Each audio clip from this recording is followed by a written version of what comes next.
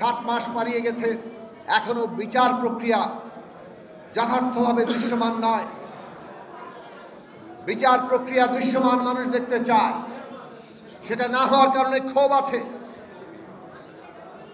আজকে আমরা পরিষ্কারভাবে দাবি তুলেছিলাম যে কেবল আওয়ামী লীগ নেতাদের নয়, দল হিসাবে আওয়ামী লীগের এই হত্যাকাণ্ডের দায় কতটা সেটাও বিচারের আওতায় আনতে হবে। আমরা এখন পর্যন্ত তার উদ্যোগ দেখিনি। আমরা পরিষ্কার করে বলতে চাই, এই বিচার করতে হবে এবং দল হিসেবে আওয়ামী লীগের দায় বিচারের আওতায় আনতে হবে, সে অনুযায়ী আইন প্রণয়ন করতে হবে। বন্ধুরা আমার, মানুষের যে স্বপ্ন 1971 সালে যে রাষ্ট্রের কল্পনা বাংলাদেশে তৈরি হয়েছিল, সেই রাষ্ট্র 54 বছর ধরে আমরা পাইনি। আজকে 24-এর গণঅভ্যুত্থানের পরে মানুষ চায় কোনোভাবেই যাতে মানুষের এই সংগ্রাম আত্মত্যাগ বৃথা না যায়, কোনোভাবেই যাতে মানুষের স্বপ্ন আবারও ভেস্তে না যায়, কোনোভাবেই যাতে এই পুরো অর্জন কোনোভাবে বেহাত না হয়ে যায়। সেই জন্য বাংলাদেশের মানুষ চায় এই রাষ্ট্রের বিনির্মাণ, বাংলাদেশের মানুষ চায় একটা নতুন গণতান্ত্রিক রাজনৈতিক বন্দোবস্ত, বাংলাদেশের মানুষ চায় গণতান্ত্রিক সংবিধান।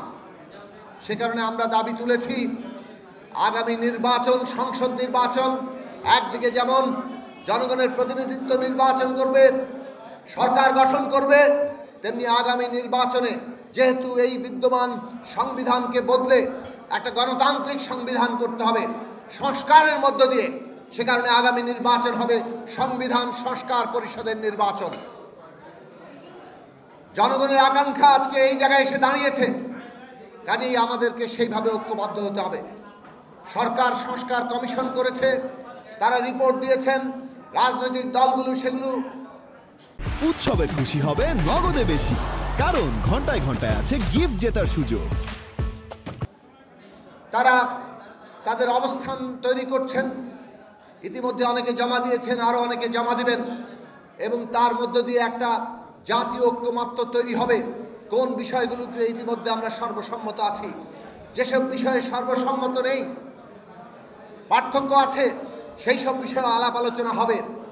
পার্থক্য আছে বলেই ঐক্যের প্রশ্ন আসে, কাজেই মত পার্থক্য থাকবে, কিন্তু আমাদের যে ঐক্য তৈরি হবে সেই ঐক্যবদ্ধ অবস্থানগুলোকে জাতীয় সনদ আকারে আগামী সংসদে যাতে আমরা পাশ করতে পারি, সেই ব্যাপারে জাতীয় সনদ তৈরি করতে হবে।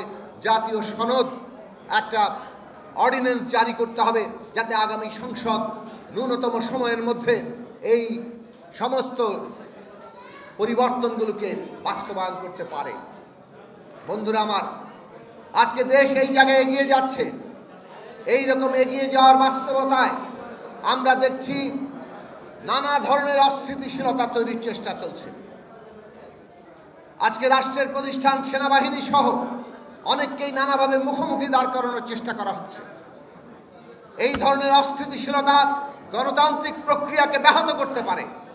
সেই কারণে আমরা সকল রাজনৈতিক পক্ষ, সকল ব্যক্তিবর্গ, এমনকি অন্তর্বর্তী সরকারের প্রতি আমরা আহ্বান জানাবো, আমাদের সকলেরই এমন ভূমিকা নেওয়া উচিত যাতে গণতান্ত্রিক প্রক্রিয়া অব্যাহত থাকে এবং এই গণতান্ত্রিক প্রক্রিয়ার মধ্য দিয়ে আমরা এই দেশের মানুষের স্বপ্নকে সত্যে পরিণত করতে পারি, একটা গণতান্ত্রিক রাষ্ট্র এবং সংবিধান প্রতিষ্ঠা করতে পারি। অস্থিতিশীলতা কোনোভাবেই আমাদের কারো জনমঙ্গল আনবে না, বরং জনগণের স্বপ্নকে সেটা নানাভাবে খাদের কিনারে নিয়ে যেতে পারে, এমনকি খাদে ফেলে দিতে পারে। কাজেই যারা অস্থিতিশীলতা তৈরি করছেন তারা যাতে দায়িত্বশীল আচরণ করেন, সেইভাবে আমরা তাদের কাছে আহ্বান জানাই। আমরা দেখতে পাচ্ছি নানা ধরনের ষড়যন্ত্র চলছে, বিশেষভাবে তৌহিদি জনতার নামে আমরা দেখছি মব আক্রমণ বিভিন্ন গোষ্ঠীর উপরে চলছে। সেটা কখনো নারীর উপরে, আমরা দেখছি বিভিন্ন জায়গায় মাজারে হামলা চলছে, কিংবা অন্যান্য নাগরিকদের প্রতি ধর্মীয় কিংবা জাতিগতভাবে যারা সংখ্যালঘু তাদের উপরে হচ্ছে। এই রকম কাজ বাংলাদেশকে ওই ভারতীয় মিডিয়া, ভারতের শাসক দল যেইভাবে সারা দুনিয়ায় হাজির করতে চায়, সেই তাদের চেষ্টাকেই সাহায্য করবে। আজকে আপনারা দেখেছেন যুক্তরাষ্ট্রের গোয়েন্দা বিভাগের প্রধান তুলসী গ্যাবার্ড বাংলাদেশ সম্পর্কে কি ধরনের মন্তব্য করেছেন। এই সব মন্তব্য নানাভাবে তৈরি করা হচ্ছে এবং নানাভাবে যে প্রচারণা চলছে তারই ফল। আজকে এই প্রচারণা